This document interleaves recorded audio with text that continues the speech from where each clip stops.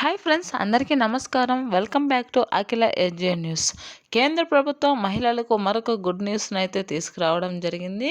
ఇది మహిళల పాలిట ఒక వరం అని చెప్పుకోవచ్చు. మహిళలకు ఫ్రీ గ్యాస్ సిలిండర్‌తో పాటు ఉచిత స్టవ్ కూడా అందిస్తున్నారని అయితే కేంద్ర ప్రభుత్వం అయితే చెప్పుకొస్తుంది.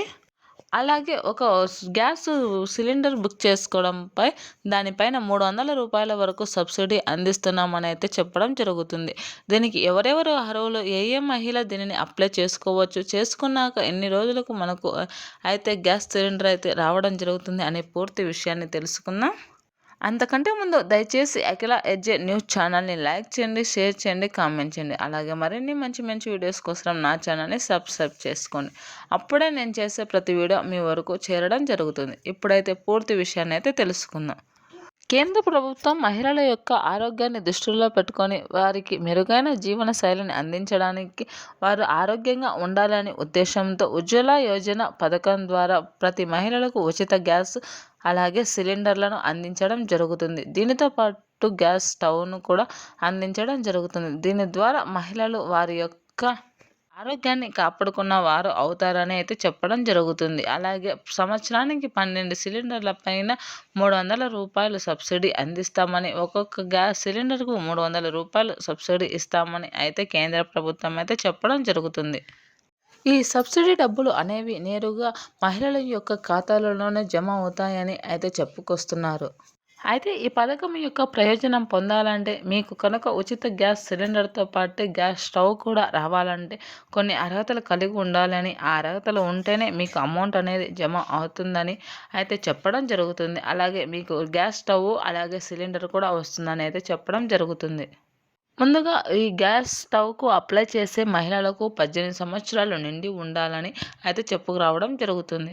ఇలా బుక్ చేసే మహిళల పేరు పైన కానీ, వారి ఇంటిలో కూడా ఎవరికీ గ్యాస్ కనెక్షన్ ఉండకూడదని, అలా లేని మహిళలకి ఈ పథకం వర్తిస్తుందని అయితే చెప్పడం జరుగుతుంది. ఈ గ్యాస్ సిలిండర్‌ను బుక్ చేసుకోవాలి అనుకుంటే, మీకు కనుక రావాలి అనుకుంటే కనుక మీకు వార్షిక ఆదాయం అంటే సంవత్సరానికి ఆదాయం రూ. 1,00,000 కంటే ఎక్కువ ఉండకూడదు.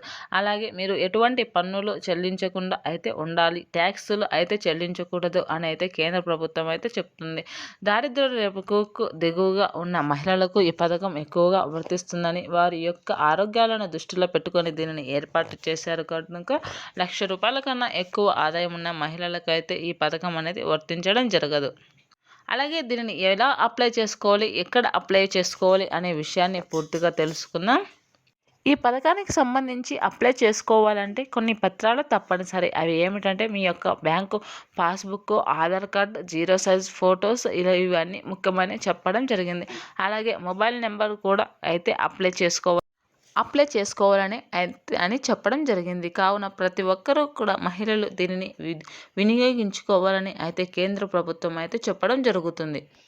మీరు మీ యొక్క సిలిండర్‌కి అప్లై చేసే ముందు మీ యొక్క పూర్తి వివరాలు, గ్యాస్ సంబంధించి, అలాగే ఇంటి చిరునామా, బ్యాంకు అకౌంట్ నెంబర్లు అన్నింటినీ ఖచ్చితమైనటివని అప్లై చేయాలని, ఎటువంటి తప్పులు లేకుండా అప్లై చేసిన వారికే ఈ కనెక్షన్లు అనేది రావడం జరుగుతుందని అయితే కేంద్ర ప్రభుత్వం అయితే చెప్పడం జరిగింది.